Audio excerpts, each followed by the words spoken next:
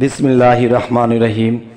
হে সমস্ত জগতবাসী, হে সমস্ত মুসল্লিগণ, পরহেজগারগণ, আজ আপনাদের সামনে যে আলোচনাটি নিয়ে এসেছি যে মানুষ কোনভাবে নামাজ পড়তে স্বপ্নে দেখলে তার কি হবে, যে ভালো দিকটাও তুলে ধরা হলো এবং খারাপ দিকটাও তুলে ধরা হলো।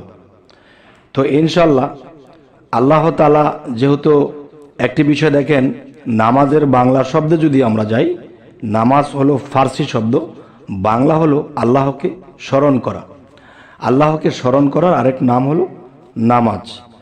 তাই এখন যে আলোচনাটি করব ইনশাআল্লাহ সেটি হলো নামাজ নিয়ে, যে মানুষ কোন নামাজ কখন কিভাবে পড়তে স্বপ্নে দেখলে তার জীবনে কি হবে। তো অবশ্যই একটু মনোযোগ সহকারে শুনবেন, ভিডিওটি টানবেন না, ইনশাআল্লাহ আমরা সকলেই লাভবান হব ইনশাআল্লাহ। নামাজ আদায়ের স্বপ্ন তিন প্রকারে হতে পারে, যেমন ফরজ, সুন্নত বা নফল। যদি ফরজ নামাজ আদায় করতে দেখে স্বপ্নে, তবে অলির মর্যাদা ও ঋণ পরিশোধ এবং স্বপ্নদ্রষ্টা হজ নসিব হবে এবং অশ্লীল কাজ হতে বিরত থাকবে, যেহেতু আল্লাহ তাআলা ফরমান, নিশ্চয়ই নামাজ মন্দ ও অশ্লীল কাজ থেকে বিরত রাখে। সূরা আল আনকাবুত। এবার আসি, নফল নামাজ স্বপ্নে দেখা চিন্তা দূর হওয়া এবং আত্মমর্যাদা বোধের জন্য ইঙ্গিত করে। আচ্ছা, এবার ফরজের যে বিষয়টি, কেউ যদি ফজরের ফরজ নামাজ পড়তে দেখে স্বপ্নে, তবে সে এমন কোনো কাজ শুরু করবে যা তার ও তার পরিবারের জীবিকা ব্যবস্থা হবে খুব সহজে ইনশাআল্লাহ।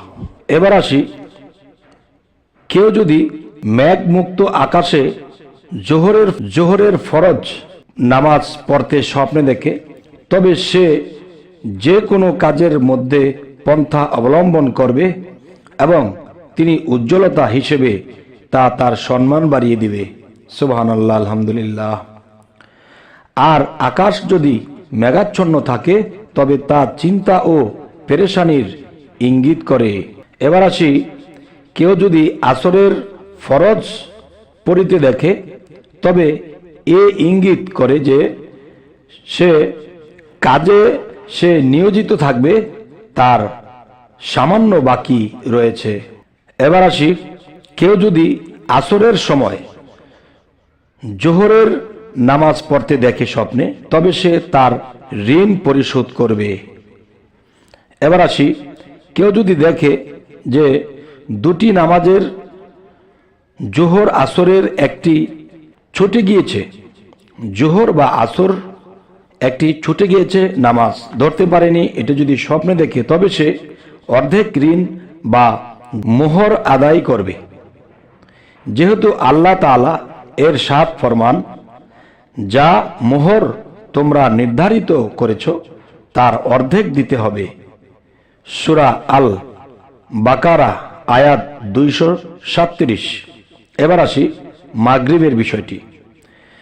যদি কেউ মাগরিবের ফরজ পড়তে দেখে, তবে পরিবার পরিজনের যে দায়িত্ব তার উপরে রয়েছে তা পুরোপুরিভাবে আদায় করবে ইনশাআল্লাহ। এবার আসি এশার নামাজের বিষয়টি। কেউ যদি এশার ফরজ পড়তে স্বপ্নে দেখে, তবে এর ব্যাখ্যা কি হবে, এর বিশ্লেষণ কি হবে। তবে পরিবার পরিজনের সাথে এ রকম সুন্দর আচার আচরণ ব্যবহার করবে, যাতে তাদের মন প্রফুল্ল হবে এবং অন্তর প্রশান্তি লাভ করবে। আচ্ছা, তো এবার আসি, কেউ যদি জোহর, আসর বা এশার নামাজ 2 রাকাআত পড়তে দেখে, তবে সে সফর করবে এবং এ স্বপ্নই যদি কোনো মহিলা দেখে, তবে এ দিন হতে তার হায়াজ আরম্ভ হবে। আচ্ছা, এবার আসি, কেউ যদি যুদ্ধকালীন সময়ে দেখে যে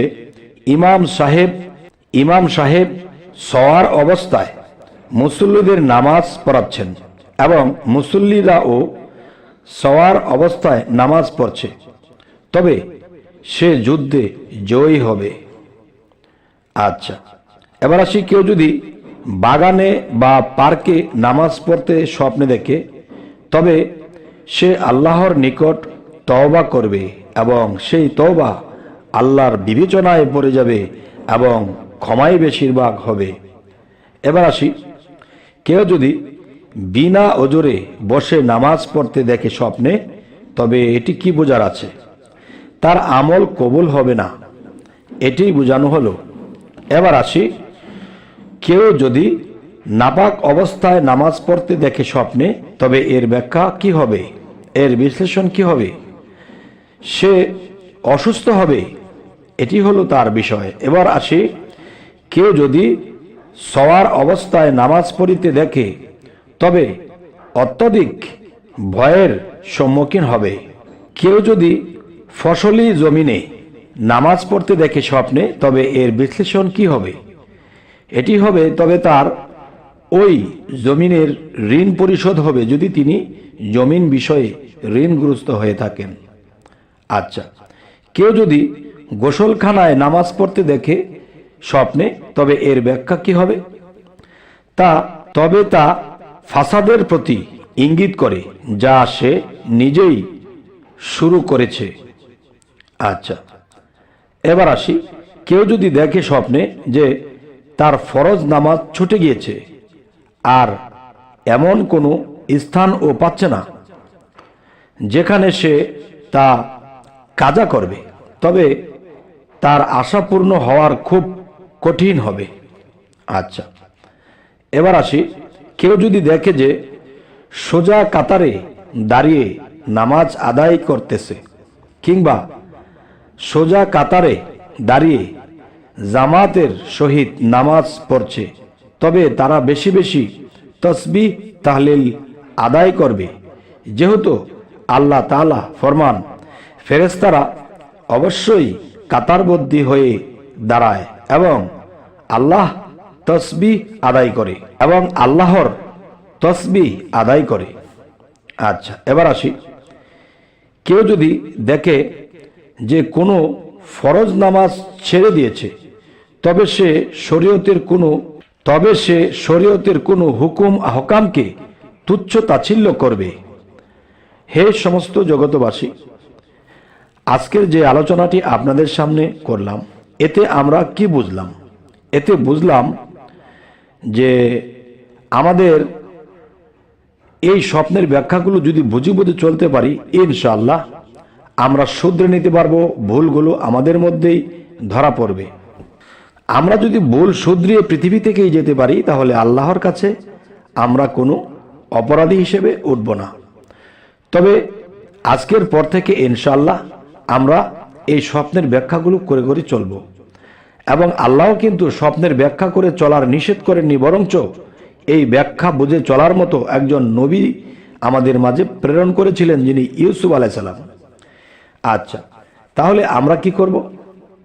প্রত্যেক দিন ঘুমানোর সময় এবং ঘুম থেকে উঠে, ঘুমানোর সময় তো দেখা গেছে আল্লাহকে স্মরণ করে, আল্লাহকে সিজদা করে তো ঘুমাবোই ডান কাতে, এবং ঘুম থেকে উঠে একটু চোখ বুজে একটু নীরবতা পালন করব আল্লাহকে স্মরণে এবং মনে করব আজকে কি কি দেখলাম। দেখেন, বিছনা থেকে উঠে এসে বললে হয়তো কিছুক্ষণ পরে মনে থাকবে না, হয়তো মনে থাকতেও পারে।